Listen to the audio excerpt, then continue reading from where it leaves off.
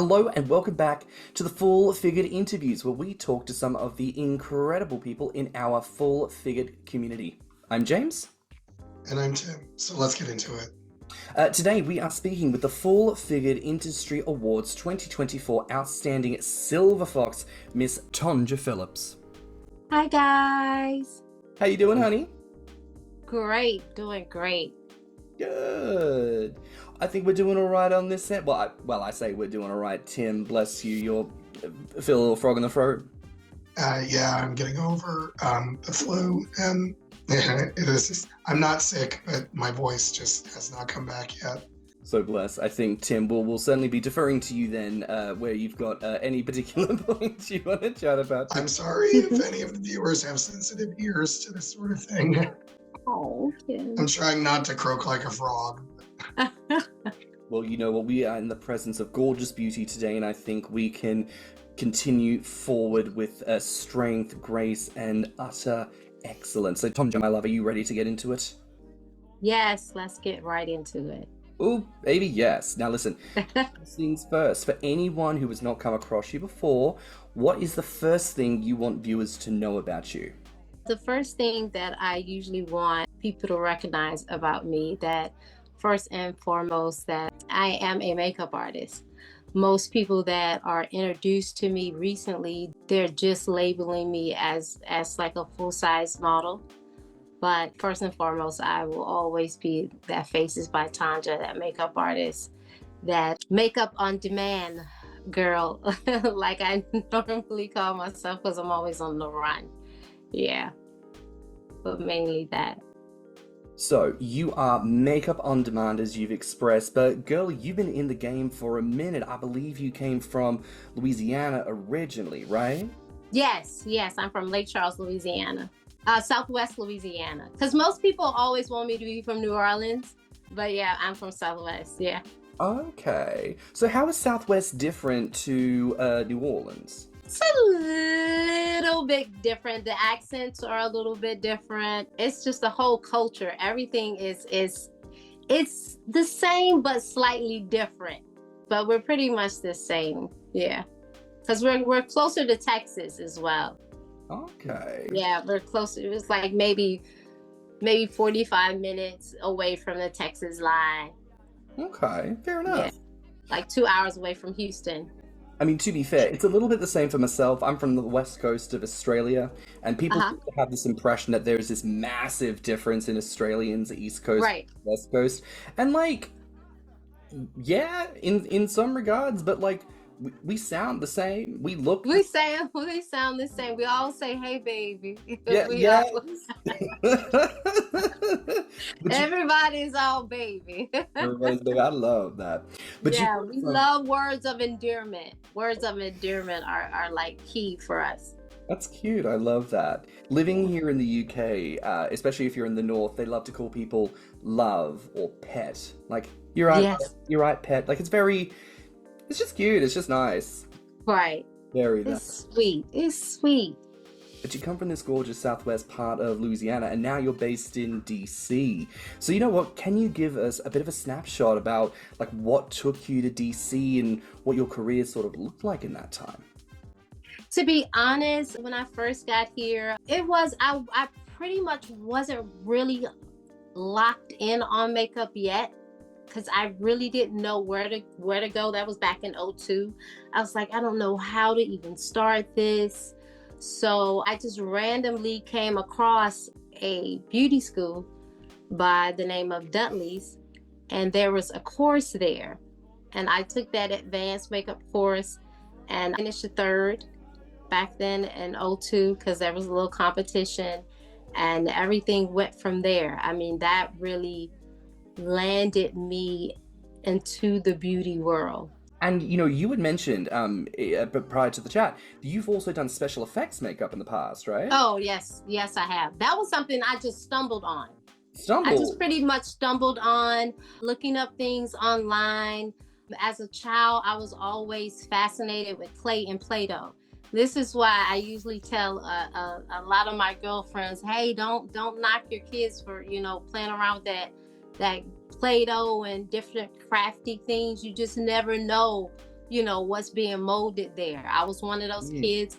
My mom used to buy that crap for me all the time. I would get it stuck in our carpet. She'd be so pissed. She'd be like, no, this Play-Doh is in my carpet again. But she never stopped buying it for me. Fast forward to where we are now. When I started, I never forget, I went to this, it was a special effects store out in Tacoma Park, Maryland. And there was an older gentleman, I forgot his name. The name of his shop was Kinetic Artistry, and he was an old school special effects genius. When I say I was just there buying makeup, because it was a small little makeup store. You could get, special effects things there, different colors that you couldn't always find online. Went there, we started talking. He started showing me how to do certain things.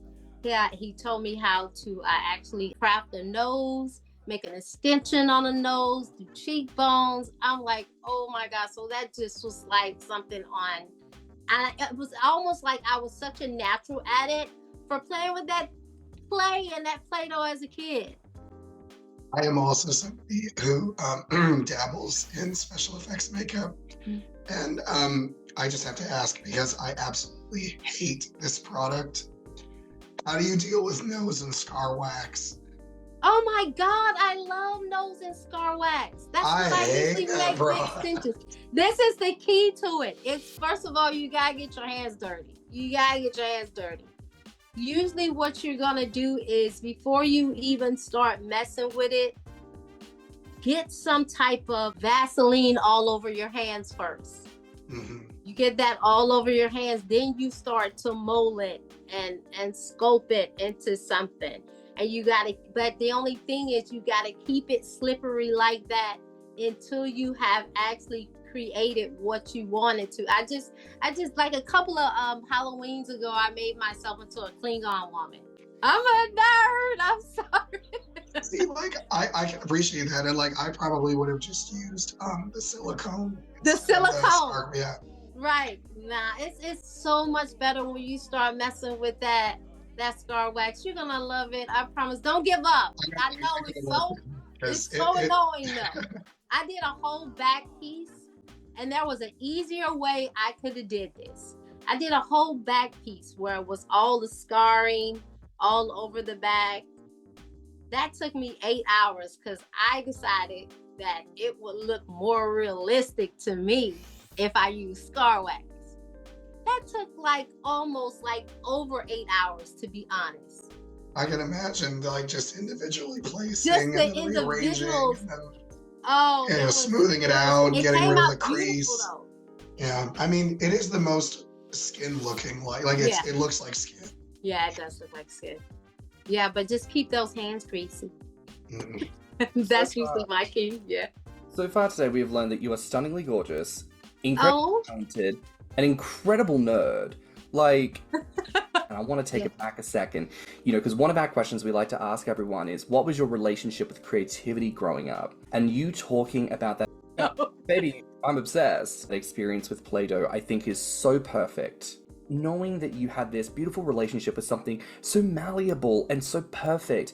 Play-Doh is texture, and it's even scent, that slightly salty moment in the air. Were there any other moments for you growing up, in the line of creativity and beauty and things like that really stood out to you? One thing that stood out to me, I ruined every doll that my mother... I ruined every doll that she brought in the house for me, because I was always taking markers and making lashes and eyeliner on them. I cut their hair. I made new clothes. It's just, but she never, once again, she never told me that was the wrong thing to do. It was just always something, I created this, Mom. I say, how you like this? And it was always gorgeous. So that's gorgeous, Tonja. I'm like, and I know sometimes it was a mess, but I did the little stitch sewing with the little scraps from my grandmother's, from all the things she would sew. A lot of times she would just give me the scraps from it or whatever, and I would make all kind of little dresses and stuff. So yeah, all of that, I mean, that's what molded me, to be honest, even with fashion today. even with fashion, the same thing. A lot of these shoots that I actually do, like with the plus size modeling, a lot of times I don't have a stylist. So I have to be able to create something that night before, like several different outfits in order to shoot. Usually, I go back and forth with the photographer, what he wants to shoot, what is his theme. We usually do a beautiful look board, if time permits us to do that. So I'm able to style myself. So, but that brings it all back to me as a child. As a child, my Barbie's clothes were never good enough for me. I hated them all, so I would rip them up and I would sew new ones. So all of that, that's Who Faces by Tonja, the Silver Fox, Tonja Phillips, TP, all my little slangs. That's who built me into the woman that you guys see today. Yeah. Oh, girl, do you know what? I'm not trying to be all that about it, but like, I got chills when you speak about these things, because like, there really is something in the spirit that moves when you have a person who speaks of like just their truth and its joy, and like being able to see so clearly, like little baby Tonja just like sat there having her fun. Yeah. Because that's what it is. It's like, is she trying to be a designer? Is she trying to be? No, she's just playing. No, I was just playing. Yeah. Just playing, having a good time.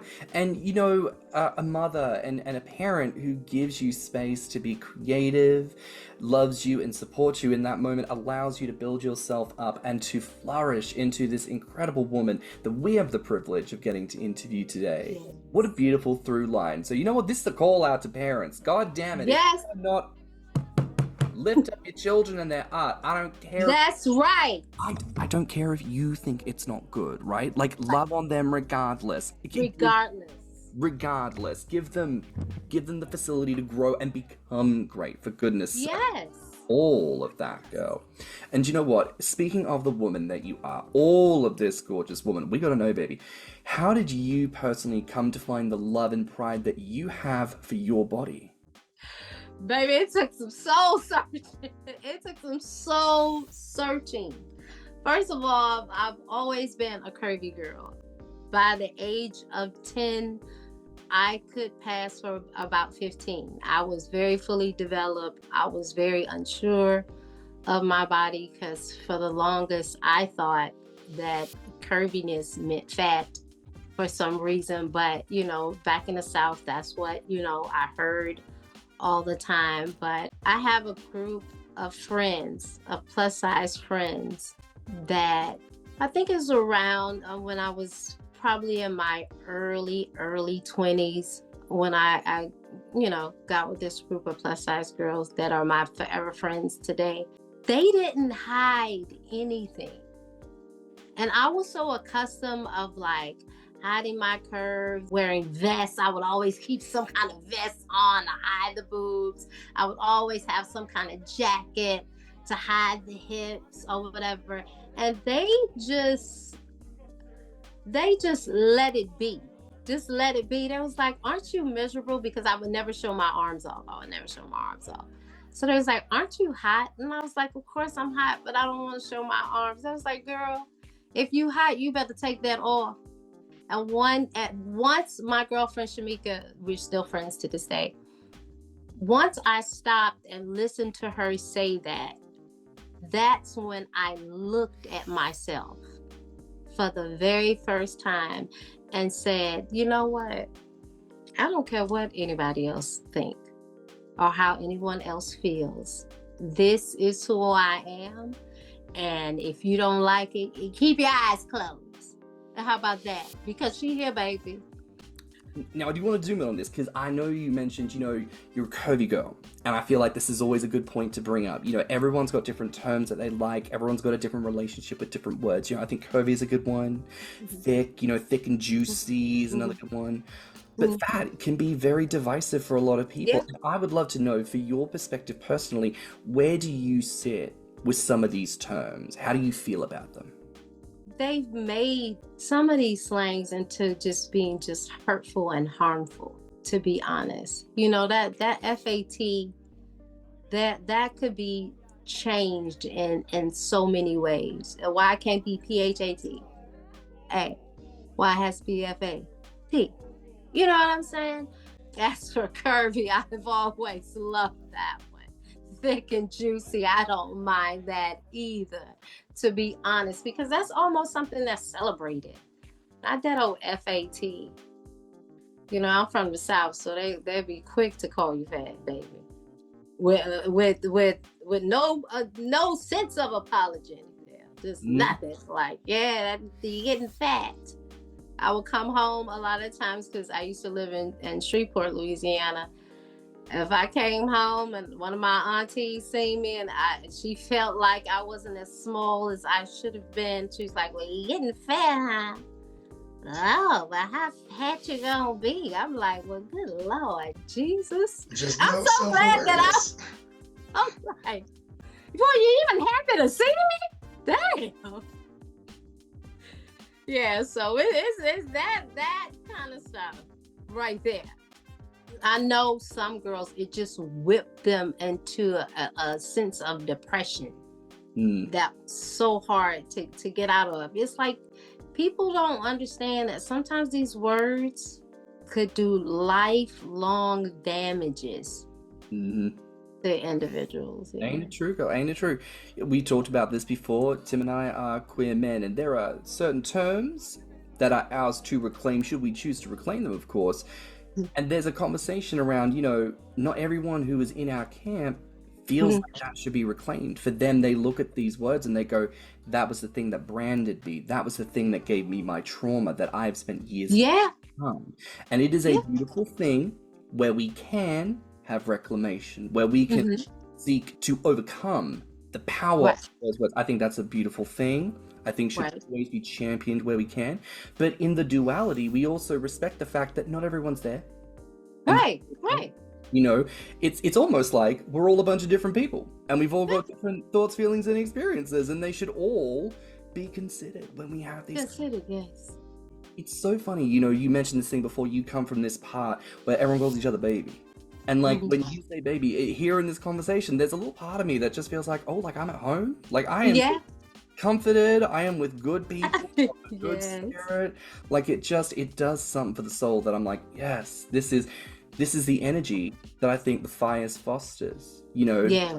Plus size excellence brings out in people, and I love that it means we get to speak to someone gorgeous like yourself. Oh, thank you, James. Baby, speaking of gorgeousness, like, because you were playing with dolls, you know, like you said, you were giving them fake eyelashes, doing all this. What about like makeup specifically that drew you in when you were younger?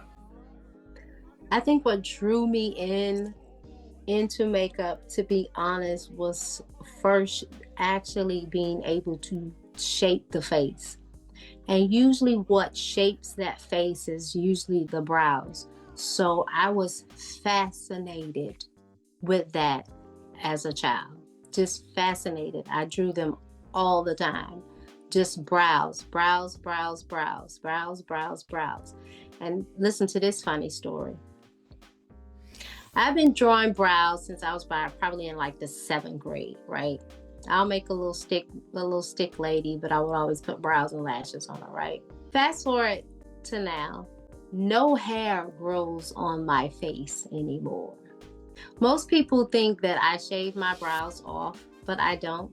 They just eventually went away with something I call good old alopecia.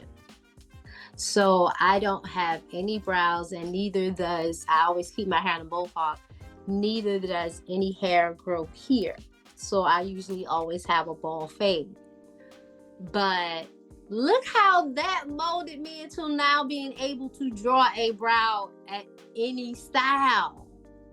I grew up as a kid with thick brows, but not knowing that my father suffered from alopecia and he doesn't have any brows anymore. So eventually mine went away as well. My brothers have theirs, but me and my sister and I, we don't have any.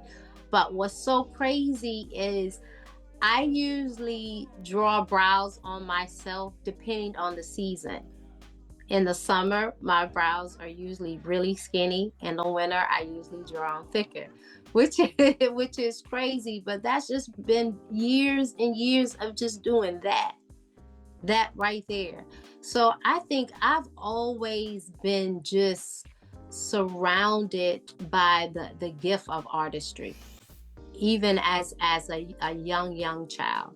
I think God actually placed that, if I could be a little spiritual, There we go. God placed that in me. This is truly nothing but a gift. Now, did I go to more advanced makeup artistry schools, and have I been trained on color theory? Of course. But I'm trying to tell you that thing there, that gift, that has always been in me from I feel like as birth, because I've always felt the way I feel now about artistry. Always. So yeah. What is so vain about wanting to look in the mirror and go, that is a beautiful bitch staring back at me? Okay. What it can do for the spirit to walk out your front door and know that you look fantastic, to show up for an event where even the most secure of us think to ourselves, what kind of lighting is that cameraman going to use? Because I'm the kind of like ginger Caucasian where my skin color is technically pink. I need to know, like, what's the refraction situation going to be on my face? Because, you might need to slap a little something on this to damn. That's okay. That's gorgeous skin. Thank you. But no, and I'm not just saying that, because I've had several ginger models I've worked on. And baby, once that foundation get on a ginger, it's just beautiful. Only thing you have is just that little bit of red. Yeah. You're just coming up that red. But usually all gingers, you all have that beautiful, smooth skin. It's just that little bit of red. Well, you know why the skin is smooth? It's because we are terrified to go outside in the sun because we know that we burn too easily. So that's why the skin maintains itself a little bit better than my other white counterparts. I'm playing shadow hopping. Girl, growing up in Australia, everyone's like, summertime, go down to the beach. And I'm like, I will sit inside. Yes. In my little mocktail. Y'all go have fun in the sun and play. Now protect that skin. Yes, ma'am. I am going to be.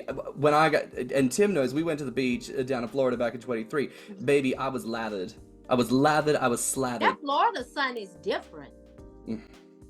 That Florida, I don't care what anybody says. That Florida sun is different. We went to Destin, and I had too many cocktails, and my husband left me sleep by the pool. And I thought my skin was just a little bit rashy, and came to find out that I was sunburned. Man. I had the brilliant idea of dragging him to Disney World in mid-July. And he's like, what are you trying to do to me? I'm like, I didn't think about it, honestly, because July is when my birthday is. And I just wasn't thinking. Oh, no. No.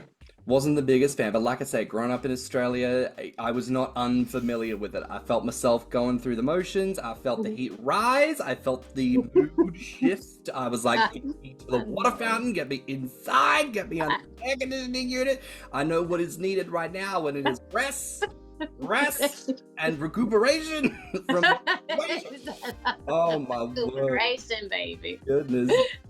But listen, all this incredible history in makeup, and as you mentioned before, you own your own business, Faces by Tonja, and I think that is so incredible. I love just a driven businesswoman working in her gifts, being fabulous. Yes. But I want to ask you here because, and you know what, maybe this is a bit of a boring question, but I feel like there are so many people who in our modern hustle culture really want to do the come up, and they want to know what they need to do to succeed. So I want to ask you right here, what do you think is the most important part of business development you've had to consider when it came to actually making what you do into a business? Oh, consistency. That's it. You gotta, I don't care if you're failing at it, if you have not seen any revenue, you have to be consistent. You just have to be consistent. And then you have to choose something that you love. And I truly chose something that I love, because once I never forget, my mom asked me years ago, she was like, is there anything that you would just love to do? And because you have this huge love for it, the pay doesn't even really matter. And I kind of thought about it for a little while. This is right before I really just dove into the artistry. And I was like, I could do makeup all day. I've actually had some weddings where I have worked from sun up to sun down. I've had as many as like 40 people to do. I had an assistant with me, but trust me, all 40 of those people I touched. So, and I didn't feel any pain. I didn't get frustrated where I was tired, I was grumpy, I was hungry. It was just the satisfaction of seeing that fully finished face, or that group of women in a bridal party that was fully finished and polished. That gave me so much satisfaction, until a lot of times, if I don't have an assistant on me, I get so caught up in a moment. I be like, where's my check? I'm like, oh Lord, did we get that payment? We got that payment last night. Okay. Because usually I'll try to do that, because once I'm in a mode, I'm in a mode. So it goes back to, you have to love what it is that you do. You gotta love it, because you may not see any huge benefits from it in the beginning, but trust me, it's coming. If you learn to love the gift in itself, that gift will bring back them coins to you. You gotta love what was put into you first before you see any benefits. So my thing is always staying consistent. Always staying consistent, always finding new products, staying uptight with your numbers, watching your spending, make sure you're getting, good clientele from good places. So networking in the right networking places. So yeah, and that's tiresome. So that's why I say you have to love this. You have to love it.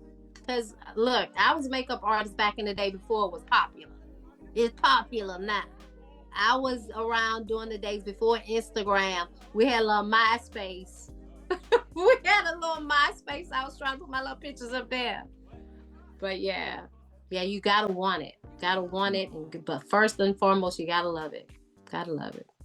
And I love that you mentioned that, like, before the, modern inventions with social media. I feel like there are so many people now who they will still go out of their way to ask you the question, how do I do this? And it's like, baby, you got Google?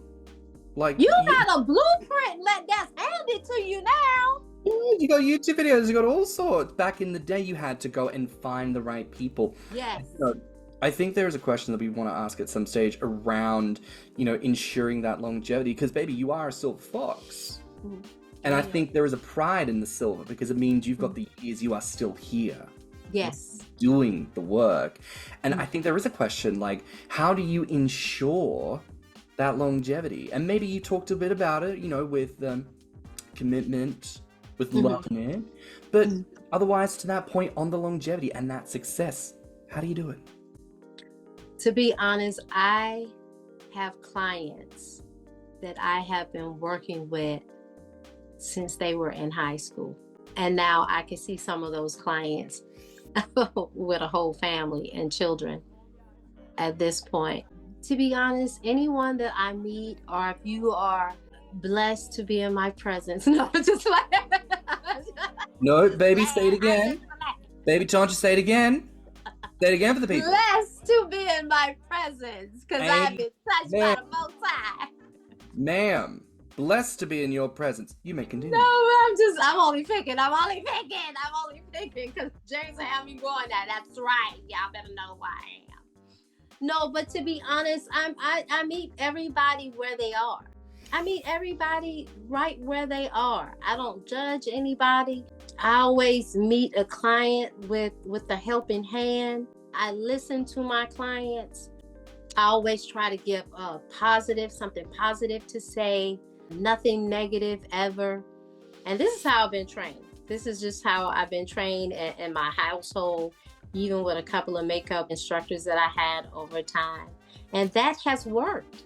That has worked, because you know what happens with that when you build in that character within yourself, those people introduce you to different people. And then those people introduce you to some more people. And I never, ever change. I'm always the same. I'm very prompt. I usually try to be on time. I think the older I'm getting, I'm usually like right there most time, but but for the majority, I'm usually really, really early and prompt. That helps. These are little things that I tell makeup artists that are just starting off, because, I hear it all the time out in these streets. I hear the way makeup artists are not reliable. They'll switch up on you really fast. They'll cancel at the last minute. Communication is never always good. It's just all kind of little bitty things, which are like basic fundamentals that I feel a lot of the up and coming makeup artists are losing. And I almost think because they have too much.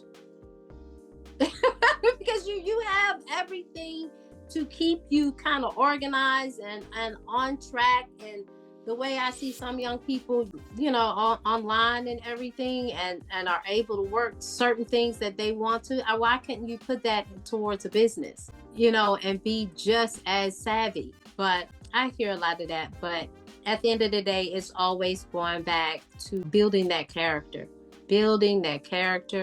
and just being sweet and positive. And sometimes it's good not to say, as an artist, sometimes it's good not to say anything on a job. I got to agree with you. I think sometimes people do really get confused between two very similar things. There is the work, and then there is the presentation of the work. And Right. I think both are important, because it's always good to do a great thing, but if you don't know how to present it in a way that people are going to want to have it, no one's going to want to have it, and then the work's for nothing. But the same, if you present a beautiful thing, but you've got no substance to back it up, you ain't got nothing. You ain't got nothing. It's like a cake. Yeah. You've got to have cake and frosting. You Yeah. can't just have one or the other. If it's just cake, it's a good cake, but it could use some frosting. And if it's just frosting, baby, where's the cake?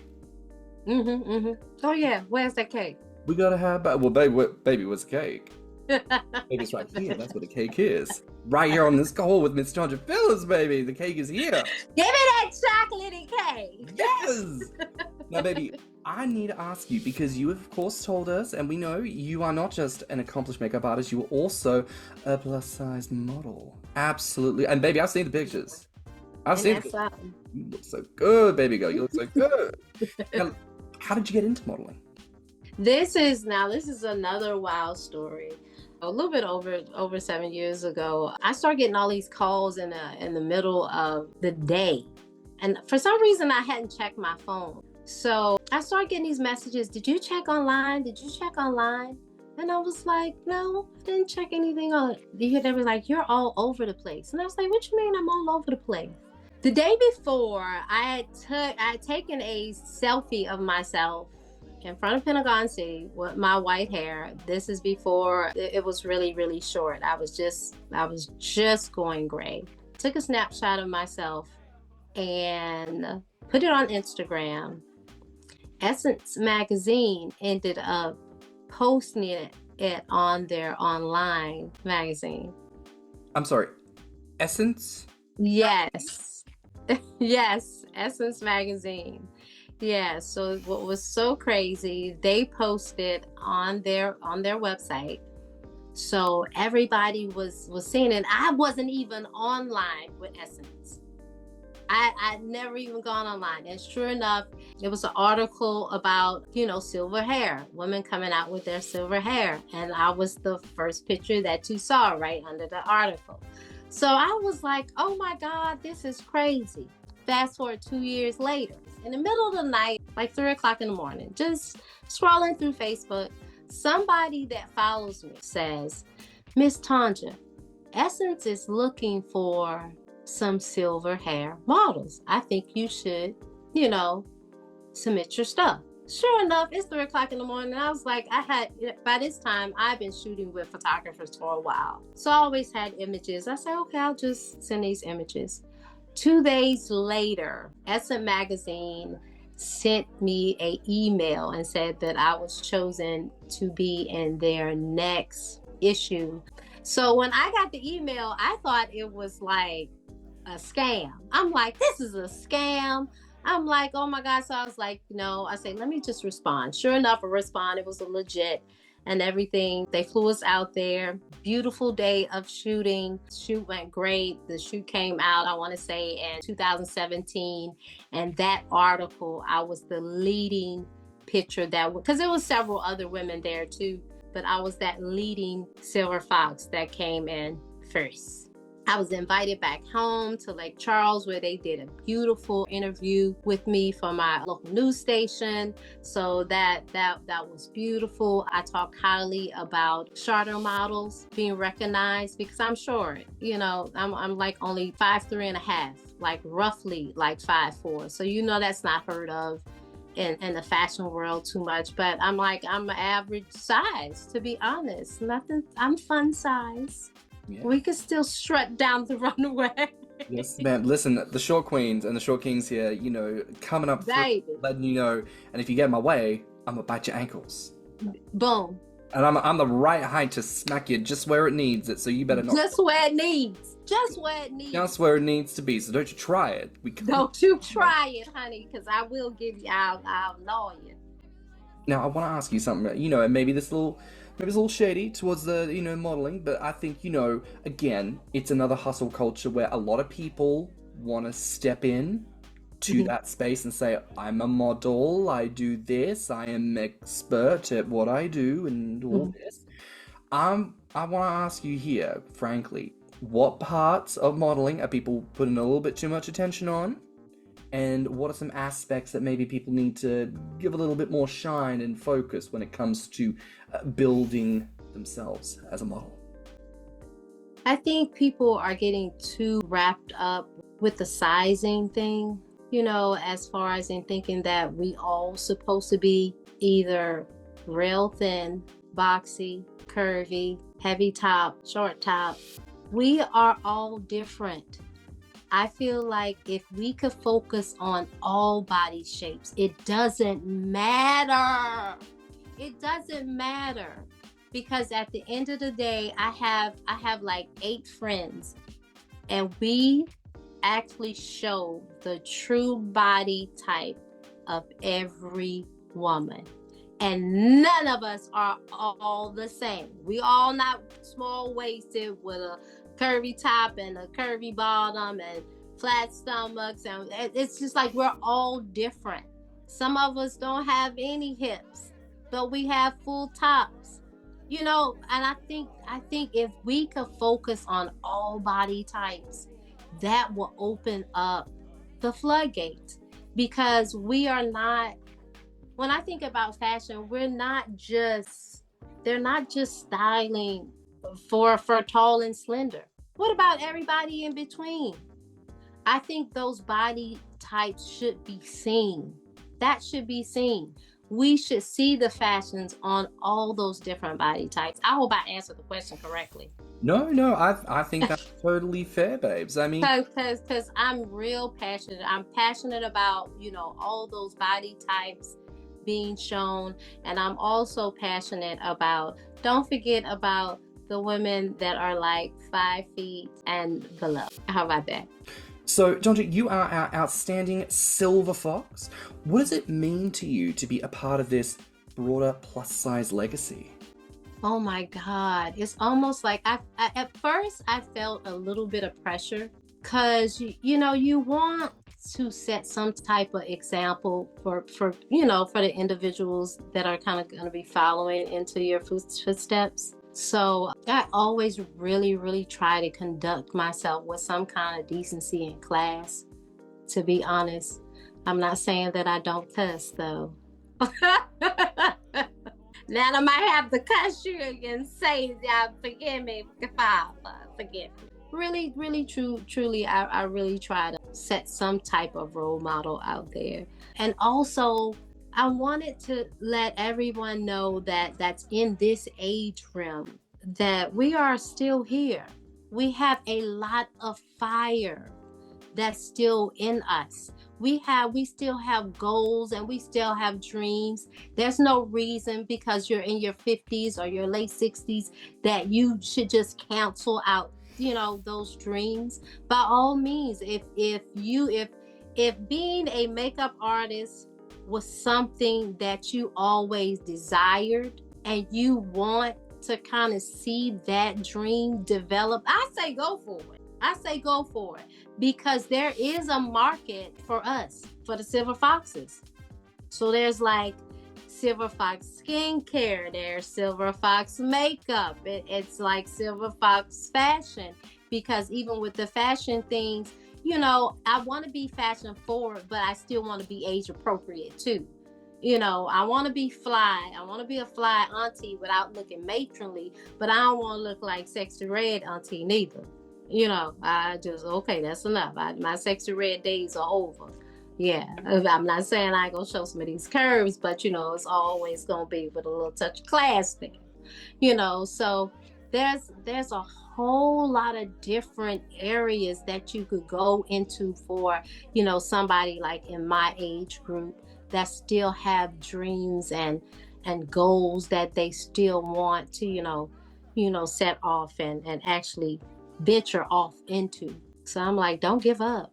That's one thing that I said, don't give up. And if you have that fire in there, yes, acknowledge that fire. Acknowledge that fire, and you go out there and you get into communities like there's the Silver Fox modeling camp, with Gwen. I mean, that's a group of amazing people. So much information is given out on those. So there's places for us. But once again, consistency, and you have to be determined. You are not 25 anymore. So at the end of the day, if you 25 and be like, I'm not going to call these agents back today. No, I'm sorry. You have more years behind you than you have in front of you. So you don't have that time. So yeah, we're going to stay consistent, Silver Foxes. Yeah, set your alarms in your calendars, because I forget too. Menopause is a real thing. Menopause is a real thing, baby. That baby. Mind will be gone in a second. Absolutely. And listen, baby, I gotta ask you, when it comes to food, what food gives you life and what food brings you peace? For some reason, anything with cilantro. Anything with cilantro. I think I could put cilantro on anything. Once I was introduced to that, it just makes you feel differently to me. Now, that food that gives me peace is not always good, but it's always, baby, that Southern comfort food. That good old gumbo. That gumbo is going to give me some peace. And it always gives me a sense of home and where love was introduced to me. I mean, maybe that's too deep, but that's my truth. Baby, I love it. You let me make you a bowl of gumbo, baby. You'll be at such peace. You'll sleep well at night too. Let me go ahead and book a table for Shay Tonja. I will be there prompt. I will be there. I will expect a big old portion. We don't... Ooh! Baby, no, we ain't gonna do none of this. This like fucking modern bullshit where they're like, let me put some like rice foam and like a sprinkle of sauce and like a one wedge of meat that is mostly pink in the middle, and then they bring it out to you on like a giant bowl that's like bigger than your whole body, and they're like, oh my God, that'll be $150. Like, piss off. I'm plus. Okay. I'm hungry. Like, where's the rest of the meal? God. I know that's right. I need to be fulfilled. Yes, ma'am. I need to be fulfilled. Maybe. But that's so funny because oh my God, where did you get that question from? That's amazing, because cilantro just gives me life. We were really passionate about adding this because I feel like, and this comes back, I think, a little bit to the question around the word fat, right? There are aspects to the plus-size experience where many of us, I think, can feel real churned up. when it comes to, the situation of stuff. Right. And food is a big part of that. A lot of us end up with food shame and, hang-ups around all this. And so I think it is so crucial and critical that as bigger people, we learn to develop some good language around what is the food that genuinely, like, baby, what is it that you taste it and it makes you go, I want to get the food and throw all the shackles off. And I just want to experience it and live it up. But also, what is the food that every time you have it, it takes you home? It takes you home. It brings you peace. Us are away from our family. Some of us have family members that are passed on. And so those meals can make us feel like mum and dad are right there in the room with us. And it can bring us back to a beautiful place. Yes. So I want to dig in, not only to the meal, but I want to learn all of these things through food about you and with everyone. So thank you for being here. And babe, last question of the night.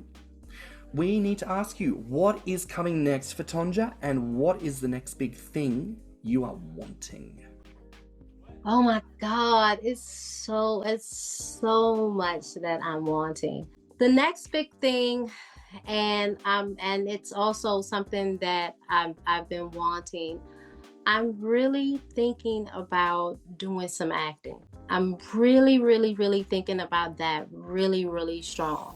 Like I think we had talked earlier about me, doing the little reality show years ago. That opened up something for me. That was a huge blessing in my life that I was able to be a part of that. But I'm really thinking strong about that. So that's something that I'm hoping that is soon to come. And that's something that I really want. Because I think I've kind of touched on a lot of things, but that right there, I think I want to see how I do with that. I would like to start off with doing stills and maybe commercials, but then maybe venture off into something else. I'm trusting and believing something's going to happen. I'm trusting and believing, but by all means, I'm going to put that work in. And if it happens, it happens. If it doesn't, it's okay. But I know that I put forth some effort and I put some passion behind that. So that's my new little venture. I love it. Baby, you best believe I'm be watching my TV screen looking for that gorgeous crown of white. I am going to be keeping my eyes peeled for Miss Phillips. Baby, this has been so incredible to chat to you today. Thank you. This has been amazing. I hope my friend's feeling better. I know you can't talk. I know. Bless you, Tim. Now, Miss Tonja, baby, where can the viewers find you online? Online, you can always find me on social media.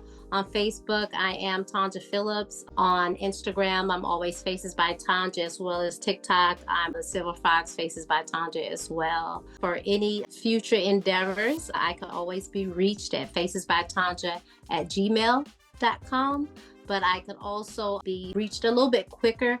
A lot of times my Instagram, I'm usually always there, but by all means, if you shoot me an email, I'll be sure to get back with you. Fabulous. Oh, my goodness. That's a wrap for now here for this week's Full Figured interview. You can find me on Instagram at Stanham. And you can find me on Instagram, YouTube, and TikTok at Thicc Mouse. Now, like this video, and if you haven't already, subscribe to the channel. Comment below and let us know your thoughts on today's conversation. Share the video with your friends and encourage them to tune in next week, where we'll be speaking with more full-figured excellence right here on the channel. So until then, have a great week.